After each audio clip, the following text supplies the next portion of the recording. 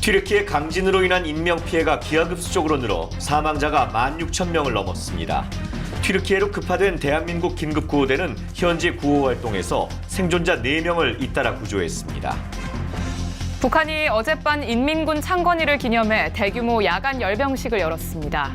딸 김주애와 열병식에 참석한 김정은 국무위원장은 전술 핵운용부대와 대륙간 탄도미사일을 등장시키며 핵 공격 능력을 과시했습니다. 인천에서 위치 추적 전자장치를 차고 있던 30대 남성이 편의점 직원을 살해한 뒤 도주해 경찰이 수사에 나섰습니다. 전자발찌 훼손 사건이 잇따르면서 실효성 있는 대책이 필요한 게 아니냐는 지적이 나옵니다. 지난달 서울 아파트 매매 가격 대비 전세 가격의 비율이 10년 8개월 만에 가장 낮은 수준을 기록했습니다. 매매 가격과 전세 가격이 동시에 하락하는 상황이 당분간 지속될 수 있다는 분석이 나옵니다. 이브닝 뉴스입니다.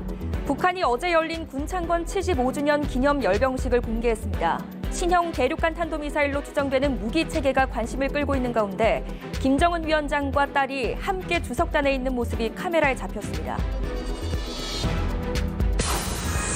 어젯밤 30대 남성이 인천 계양구에 있는 편의점에서 점주를 흉기로 찔러 살해한 뒤 도주했습니다.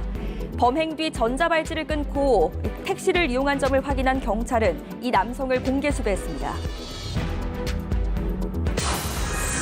어제 국회 본회의를 통과한 이상민 행정안전부 장관 탄핵소추 의결서가 헌법재판소에 제출됐습니다.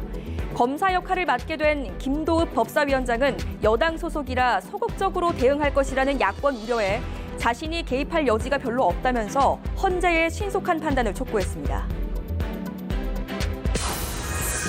튀르키예 강진으로 인한 사망자가 15,000명을 넘어서 2011년 동일본 대지진 이후 최악의 인명피해를 내고 있습니다.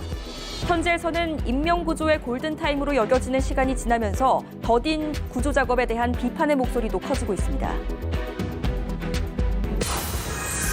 허위로 뇌전증 진단을 받아 현역 군복무를 피한 혐의를 받는 프로스포츠 선수와 영화배우 등 47명이 무더기로 재판에 넘겨졌습니다. 뇌파 검사에서 이상이 없어도 뇌전증 진단이 가능하고 치료 내역이 있으면 현역 군복무를 피할 수 있다는 점을 주로 악용한 것으로 드러났습니다. 카트 손상 등으로 새 신용카드를 발급받더라도 기존 카드의 교통카드 기능은 그대로 남아있어서 소비자들의 각별한 주의가 필요한 것으로 나타났습니다. 실제 이런 기존 카드를 이용해서 부정결제한 사례가 드러나서 경찰이 수사에 착수했습니다.